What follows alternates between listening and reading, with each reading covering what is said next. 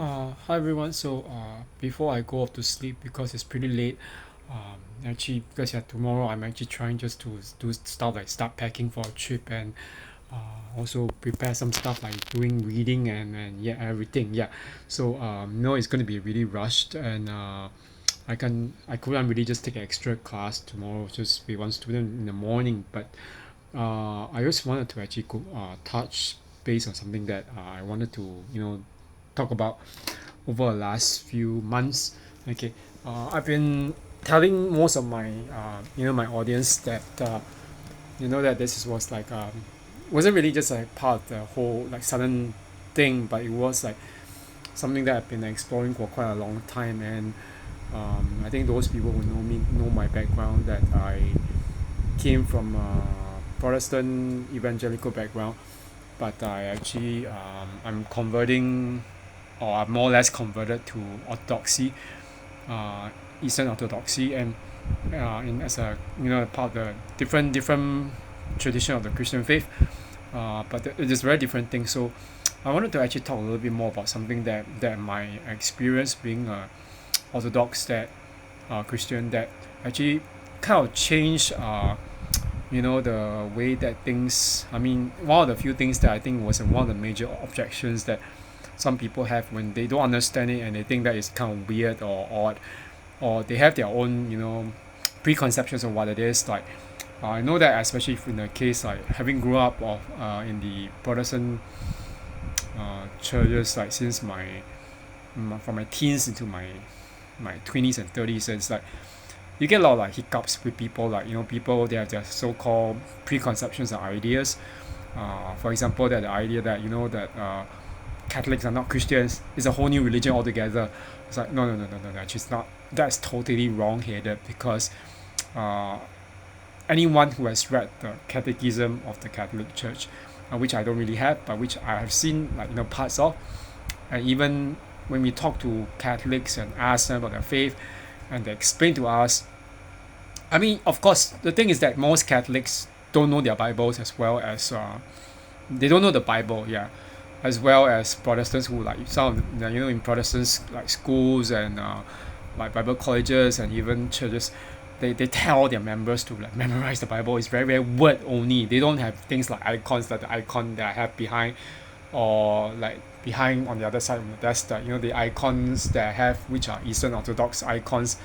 I mean, predominantly that which I bought in Georgia, in Tbilisi, and elsewhere. So the thing is this, actually the whole thing is this: there was one major objection that I kind of realized, and that kind of made me realize, oh, you know what, there was a lot of difference between not just between Orthodoxy, Orthodox Christianity and Protestant Christianity, but even uh, between Orthodox Christianity and Roman Catholicism. So okay, the whole thing. Okay, let's talk a little bit more about this, because this is actually what I want to talk about, a little bit about the idea of heaven and hell, and heaven and hell. Okay, and not just heaven and hell, but even that practice of prayers for the dead. Okay, so I think that most of us probably know that in Christian traditions, I mean not just Christian traditions, but most other religions and faiths, it's a common thing that when someone has passed in that particular tradition or religion, there'll be a priest or whatever, whoever who's like an authority in that particular faith or tradition, who will come and then say they'll whisper, like they have a say prayers and hold this memorial service for the particular member of that faith. So that can last for days. Okay, so the thing is this, that for the Orthodox Christians, that we are told to actually uh, pray for the deceased. Okay, especially for the Orthodox Christian believer.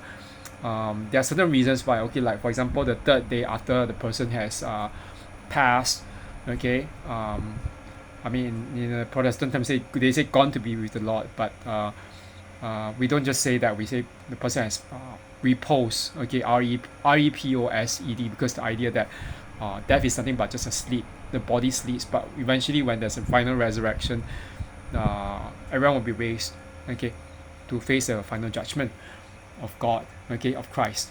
Okay, so the thing is that the third day is one very important day, and then we also have the 1 week after. Okay, the third day is basically because we know that in the liturgical calendar that Jesus was betrayed, he passed on Friday, he rose on Sunday, okay, Easter Sunday. So this 3-day thing after the passing is very important for us in liturgically. And then there's also like 40 days, 1 week after, okay, and then after the person has passed, and also 40 days after. 40 days is because we know that Jesus spent 40 days in the desert being tempted by the devil, and the nation of Israelites, okay, they were wandering in the desert for 40 years. Okay, 40 days, 40 years. The number 40 is numerologically it is very highly symbolic. Okay, it's the time of testing. And okay, the thing is, I'm not going to go into any kind of like long theological exposition, whatever. There's one particular belief in Orthodoxy about the toll houses, TOLL, toll houses. So like we have toll booths and like traffic stops when we go to one city or whatever. This toll house theology is not always actually, it hasn't been dogmatized yet in Orthodoxy, and basically it was all thanks to the work of Father Seraphim Rose, who claimed that this whole idea that, okay, what do you mean by toll houses? It's not that it wasn't talked about in the early church as well. There's certain fathers who talk about this idea, but it could be metaphorical, it could be I don't know if it's really physical or literal, but there's a whole idea that within the 40 days after the soul has passed, the soul is actually attempting to reach God. Okay, so the idea of heaven, okay, in Orthodoxy, heaven and hell are not exactly physical places. Okay, they're not like countries. It's not the kind of thing that we say, oh, we have a passport. But the soul reaches that kind of state. We will see God for that particular judgment, and regardless of whether we are Christian or not. So the whole thing about this particular doctrine of toll houses is that there are certain stops along the way where the soul will be faced with all these trials and testings where because especially for Orthodox Christian, we have a so-called guardian angel, or the saints with us, who are actually trying to especially a guardian angel, to sort of be there to protect us and guide us on the way while we journey to see God. Okay, the thing is that the toll house doctrine claims that along the way there'll be different toll booths or toll houses where there'll be devils who will actually tempt us, who will try to use the sin that we have in our lifetimes, okay, to actually tempt us or to test us and to bring us away from God in those very moments, while to lead us to fall. Okay, so there hasn't been agreement on whether is it really meant to be literal or figurative, or whether it's meant to be in this representative of the journey of the soul in this lifetime while we are still alive, or after death. And of course, because of that, the whole issue about this contention, the Russian Orthodox Church outside Russia, we call it roll call, the priests and monks at a particular monastery where this whole controversy and dogmatic contention came about, told the priests, okay, including those who were on the side of Father Seraphim Rose, okay, to see, it's kind of like a cease and desist, stop talking about this, and we will not we will not talk about this, because there have been arguments that it's just like the Catholic doctrine of purgatory, which is actually not a place. Remember, purgatory itself in the Catholic Church is not a place but a state. Okay, and I actually asked Catholics themselves, is heaven and hell, are heaven and hell places, physical places? And that most of the Catholics that I know, even those who are like really young Catholics and I don't know about the older ones, but they will say, when we say a place, the person is in a better place. We never mean it literally, because people say that you're in a better place now, or she's in a better place now, even while we are still alive. It's talking about the situation, so the state of being. So for Catholics, even for Roman Catholics, the whole thing about purgatory, heaven and hell, they're also states of being. Okay, but why am I talking about this? Okay, the whole thing about prayers for the dead is a major thing that a lot of Protestants and evangelicals they see as a major stumbling block before they actually realize, oh, I'm willing to consider that Orthodoxy is rooted in very, very valid practices and very orthodox, small o, okay, practices, historical Christian practices and beliefs. And they think that, oh, you know what is for those who are so extremely literalist, and they say, oh, it's like actually like necromancy, you're talking to the dead. No, we're not talking to the dead. Okay, you know, think about this. When we are, I always say that this is people like, I suppose, for example, the whole thing with that former friend of mine from New Creation Church, who's actually preaching a form of fear-based Christianity or fear-based religion. I said before that she was very concerned about, like, you know, at one point in time about hell, and yeah, I haven't. And it's like, you know, the one uncle in the church told him about this. He said, oh yeah, she's probably suffering from fear of hell and greed of heaven with her 72 male virgins. I was like, oh dear. I mean, he meant it as a joke because he's an atheist. He's not really religious. I said, oh yeah, but it does sound a little bit like that. I said, you mean female? Not can't be female virgins. She's not lesbian, but I don't want to badmouth her that way. But it's just that it seems that she was very concerned with the whole thing about the entering hell, and it's like, even as a Christian, she has this whole idea that you do something, you end up going to hell anyway. It's not really how it really works when it comes to some things like, oh, you can't watch TV, can't do this, can't do that. It becomes very, very legalistic, and yeah, fear-based religion is also based on legalism. It's like, if you don't do this, I will get punished. I'll like, God is out to get you. So, and I when I think about this whole idea about praying for the dead, it's a very controversial thing. I'm not trying to say that, you know, I'm right or you're wrong, you know, but the thing is, what I realized was that, you know, in the evangelical and Protestant churches, okay, churches, not church, but churches, because there's so many denominations now, it's so bewildering. And I heard that in a survey, they said it's 30,000 denominations, which is like, oh, even if it's just 180, according to a very modest estimate, it's way too much. Okay, 180, and now they agree, okay? If it's 30,000, it's even worse. And we're just talking about evangelical and Protestant denominations. But even that said, just that said alone, okay, we are talking about, okay, things like that practice of saying prayers for the dead. You think about it this way: when the person is alive, we are praying for them, regardless of whether their spiritual well-being, whether they are Christian or not. You know, like me, I'm praying for my parents and my family, and when people like, you know, my grandparents and my cousin, who is actually the first daughter of my second uncle, when they have passed, does it stop us from actually praying for them just because we care for them, we love them, don't we? So we pray for them, for their souls. And what makes us stop doing that? And I realized that, you know what, this is the whole idea. It's a very mistaken Protestant idea that, oh, their fates, the Calvinist idea is that, oh, their fates are already sealed. God has decided before all time who's going to go to heaven, who's going to go to hell. It's a very wrong-headed idea, because it's the idea of a God who's like very capricious. He decides what he wants. He doesn't really care much about the rest, who like, oh, if this person is going to go to hell, so be it. I do it because I love it. It's like, what kind of God is that? Okay? And they'll say, oh, who are you to question God, like the potter and the clay? No. God, you think that God, if you are really the clay and God is the potter, why would he want to destroy that clay? He's molding that clay to be something better, isn't it?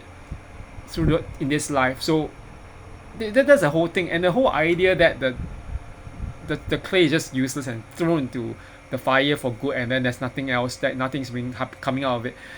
It's it's just the kind of idea of God, the very punitive, very petty God that I cannot for all my life accept. Okay, so this was the one objection that a lot of people have when I convert to become an Orthodox Christian. They think, why are you doing all this? But you know that how you say that even if it's not, they say that it's not biblical, but how therefore evil is it? It's not evil because it's all out of love. Okay, and you know the thing is that in the Jewish practice, you know, the early Jews, in you look at this was it first and second Maccabees, after the, you know, there were these soldiers, the Maccabean rebellion or revolution that was in pre-Christian times, during the Old Testament times.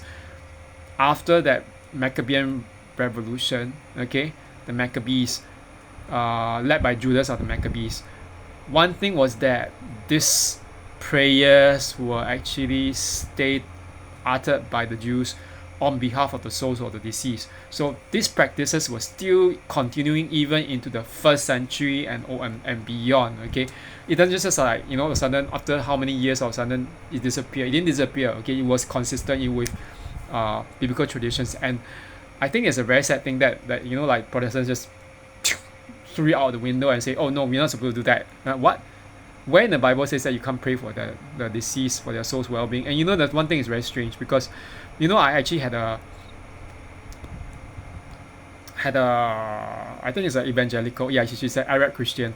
Her mother was actually Lebanese, but her father is actually, she told me that her father calls himself an Arab Israeli. But that was in Canada, in Calgary. So her father's a pastor, okay, a Christian pastor.